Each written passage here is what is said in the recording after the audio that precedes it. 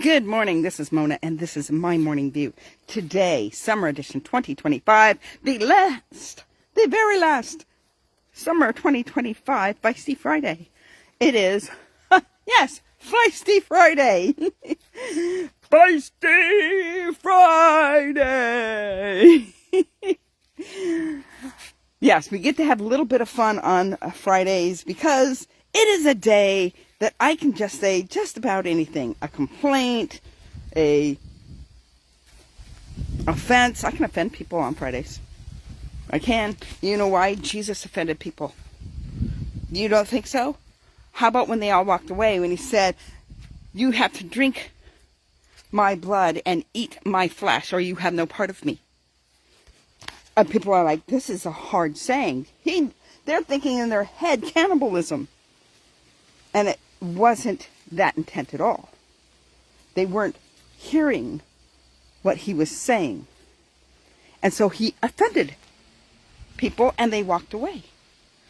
And he asked Peter, he said, Peter, are you all going to go away too? And Peter's response was, Lord, where would we go? You have the answers to life.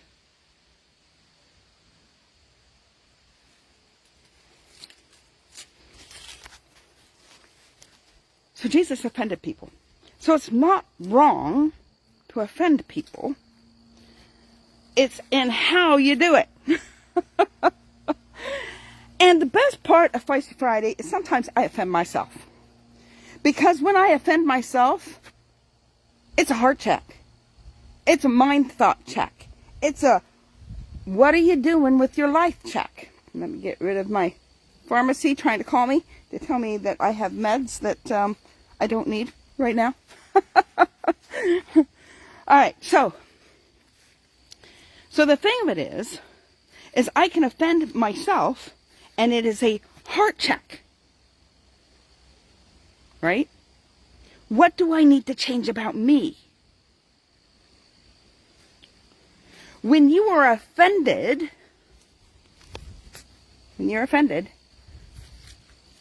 you need to have a heart check with yourself. Why am I offended? What is it that needs to be addressed here that I am offended? Sometimes I used to get offended when people would say derogatory things about Jesus. But guess what? Jesus does not need us to defend him. He doesn't. Nope. Doesn't need our help in defending him. He can do that all on his own. Our job is to love.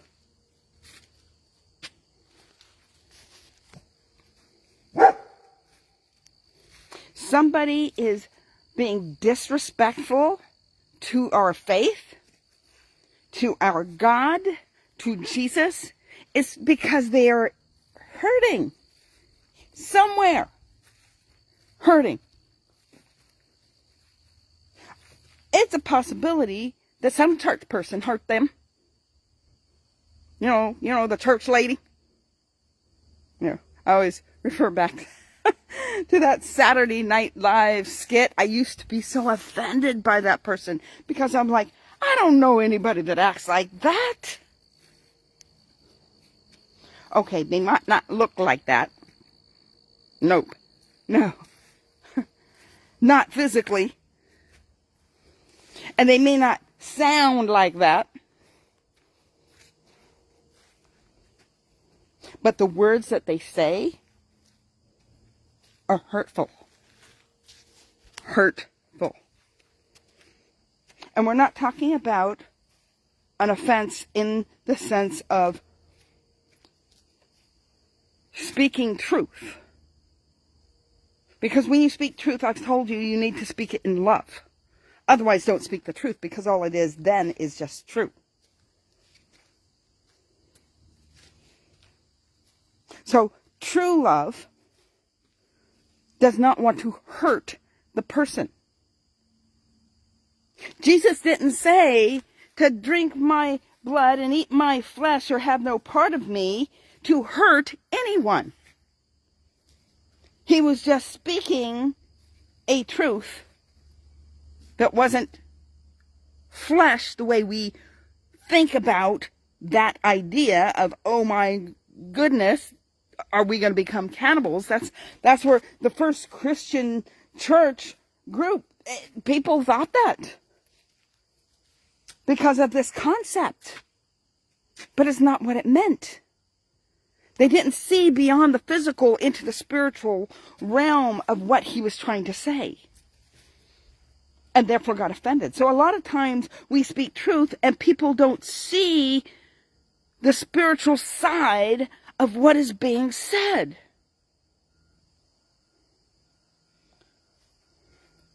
Sometimes it has to deal with the physical. Sometimes it has to deal with the physical, but guess what? Things that we do in the physical impact our spiritual being.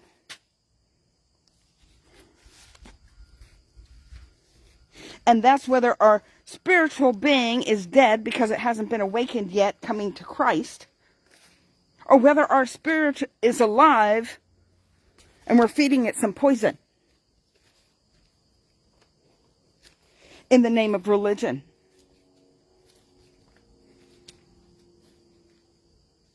Or, this is how I was raised. Or, that's just how I am.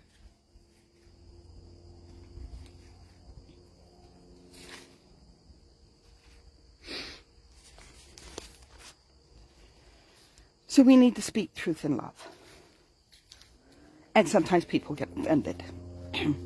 And when you are offended, it is a red flag popping up saying, deal with an issue. You, the one that is offended.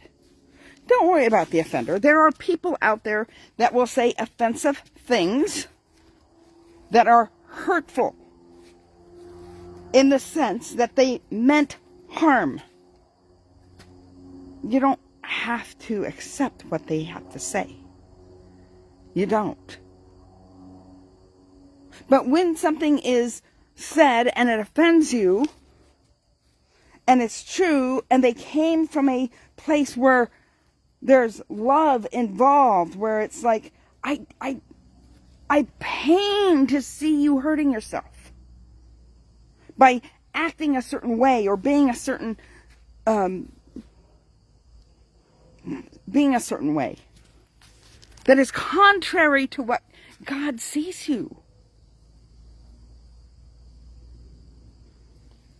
We'd all be surprised about how God sees us. We look at the sinner and we see the sin. God doesn't see that. He sees the potential. But you have to get past the sin to get to the potential. And some people don't want to see past the sin. And that's their choice. And so it's not hateful to point out someone's sin, but how are you doing it? Are you doing it out of love? Or are you doing it, but they shouldn't be doing that? That's against God.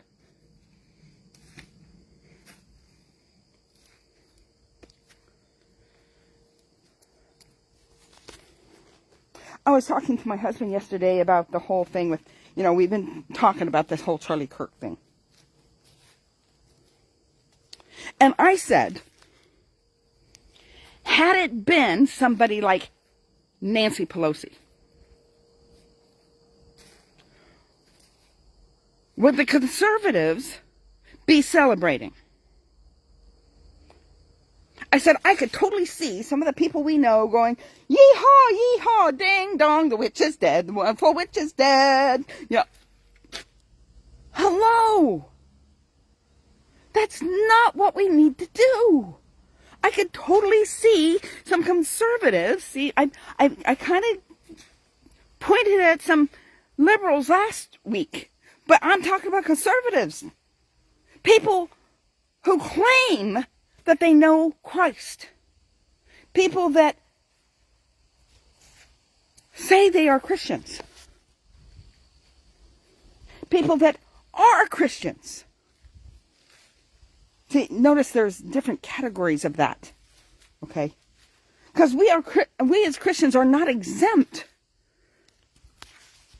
from the feelings of this world. Because we're still human.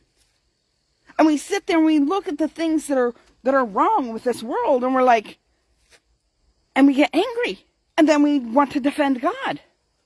But that's not our job, to defend God. We don't even have to defend His Word. What we have to do is live His Word and speak His Word.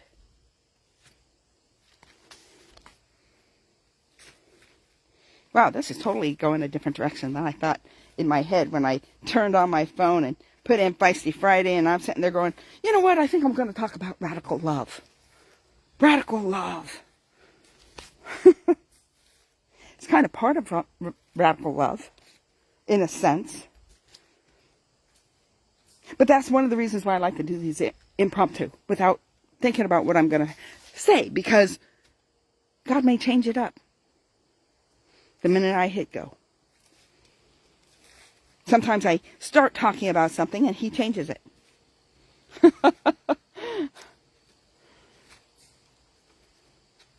So I'll never let go of a couple of days of impromptu, even though I'm going into that state of learning to make an outline. I know how to make an outline, I just don't. I know how to edit for speeches, but I don't. If I was asked to give a speech, yes, I would. But coming from me myself, I'm not coming out here with a speech, because it's not about my words. And if I was going to speak, I would pray and ask God what He would want me to speak about. And yes, I would hone it down, and I would edit, because the value is in the edit. The less you speak, the less you speak, the more valuable it is. That's coming from someone who sometimes takes 30 minutes to do these things.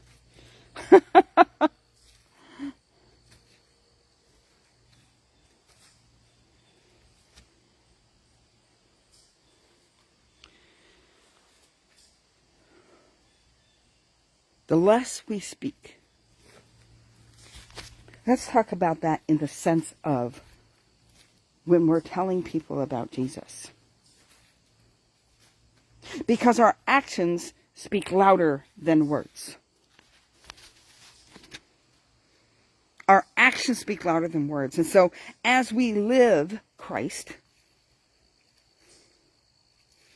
and we occasionally speak Christ, and let Christ be on your lips whenever you do speak or write, in the sense of social media or text or other things that lose out when it's just words. It loses out the passion that may be inside here. So all the people are hearing are the words, and the words may be more offensive as words because they're taking it in the tonality that they believe is going with those words, and never going in the idea of what you were portraying those words to be. And then you have to do all this bandaging.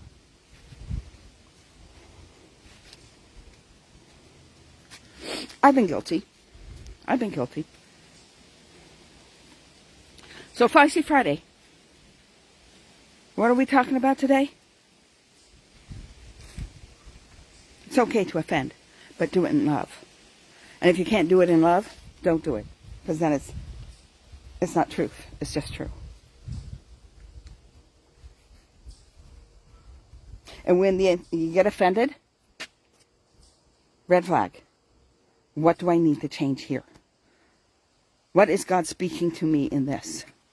What is happening that this bothered me so much? And sometimes it's something as little as, you know what? You don't have to defend God. When somebody says something offensive to God, it's not your offense. It's his. He took it on himself.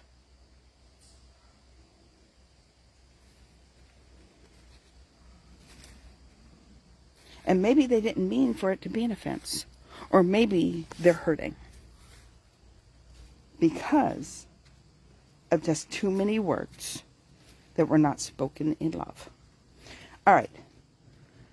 For those of you still on watching, go over to YouTube, Mona E. Harrison. You'll see my white hair, my beautiful face. Subscribe. Don't forget, Mona E. Harrison. Why? Because these videos go down in 30 days. Some of them are series, and in order to get the whole series, you would have to go to YouTube anyway. And so, I encourage you to stop by YouTube and look up Mona E. Harrison. Have a blessed day. I will see you on Monday. Greetings and all that jazz. Yes. Have a great weekend. Bye.